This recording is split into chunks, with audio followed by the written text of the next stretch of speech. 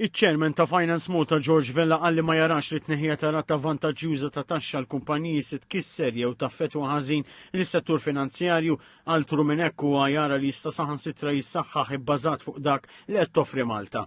Id-direttiva tat taxxa minima fl-Unjoni Ewropea tesiġi li kumpaniji li qalaw aktar minn 750 miljun euro iħallsu 15% f'taxxa. Malta offrit sistema ta' rifużjoni li permezz tagħha ir-rata ta' taxxa l-kumpaniji kienet waħda kompetittiva meta mqabbla ma' pajjiżi fl-Unjoni Ewropea.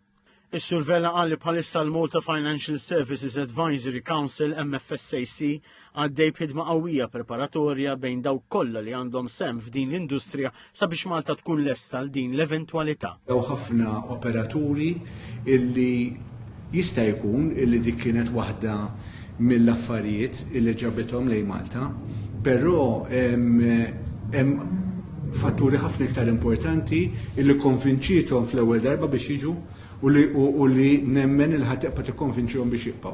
L-settur qed jipprepara ruħu bisħiħ u ma nkun sorpriż illi anke wara li ssir dik il-qalba inkomplu naraw is-settur jikber.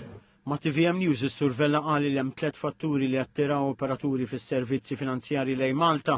Dawn huma l-fatt li Malta ġurisdizzjoni tal-Unjoni Ewropea, it-tieni hija li Malta huwa pajjiż li jikkomunika wkoll bl-Ingliż u finalment għax Malta għandha relazzjonijiet tajbin ma' ħafna pajjiżi inkluż fil-kontinent Afrikan u enfasizza kif din l-industrija fil-prattika hija waħda li matul is-snin attirat kwalità u mhux kwantità ta' ħaddiema barranin. Kieku Malta baqgħet dejjem tiddependi mill-kwalitajiet tal-Maltin biss, kieku ma mraħniex f'daw is-setturi ġodda kollha, is-setturi kollha ġodda li nħolqu ġewwa Malta kien hemm il-Maltin involuti fihom, imma dejjem kienu jiddependi mill-barranin illi kienu jġibu għall-okkażjoni biex nitalmu minn għandhom. Jekk irnexxielna nattiraw setturi ġodda